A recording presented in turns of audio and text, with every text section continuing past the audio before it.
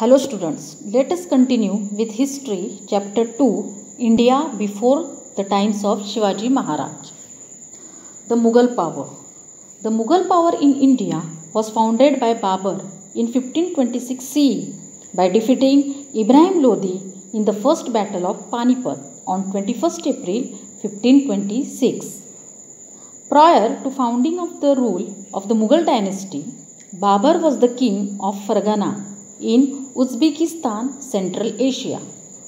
He defeated Rana Sanga of Mewar at Khanua. Babur died in 1530 CE. Humayun was the successor of Babur.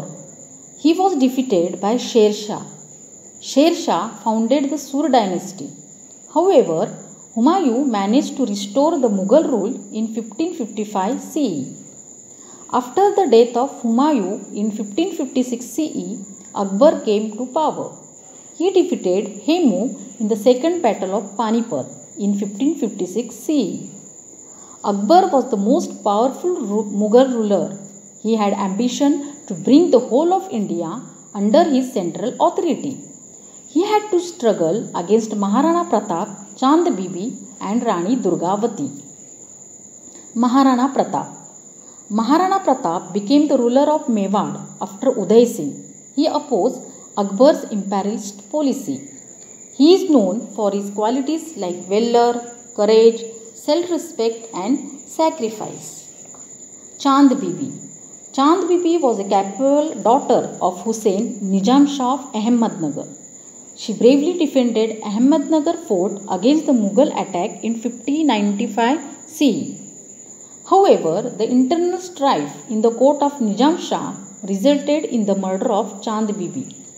This led to the capture of Ahmednagar fort by the Mughals. Rani Durgavati. Rani Durgavati belonged to Chandel Rajput family. She became queen of Gondwana after her marriage. She was an excellent administrator. After the death of her husband, she fought for a long time against the army of Akbar. She did not surrender and died on the battlefield while fighting against the Mughal army. Aurangzeb. Jahangir succeeded Akbar as the Mughal emperor in 1605 CE. Jahangir's wife Noor Jahan played an active role in administration.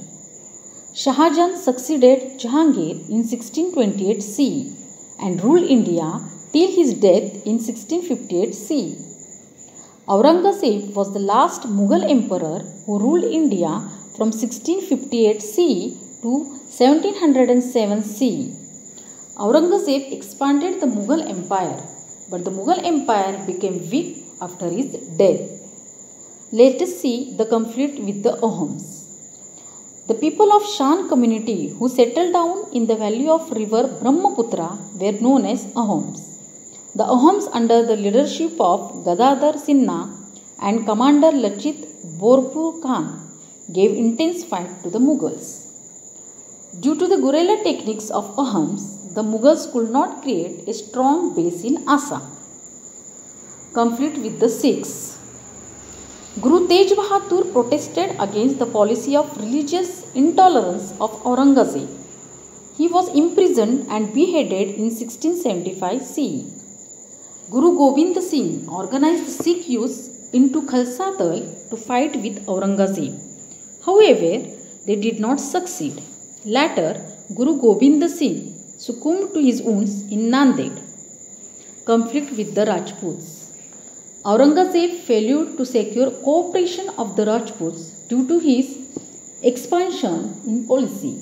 He annexed Marwar after the death of Rana Jaswant Singh. Durgadas Rathod crowned Ajit Singh, the minor son of Jaswant Singh, and fought against Aurangzeb for the survival of Marwar. Conflict with the Marathas. In Maharashtra, Swarajya was established under the leadership of Shivaji Maharaj. After the death of Chhatrapati Shivaji Maharaj, Aurangzeb came down to the Deccan with the intention of conquering the whole of South India. But the Marathas offered stiff resistance to Aurangzeb.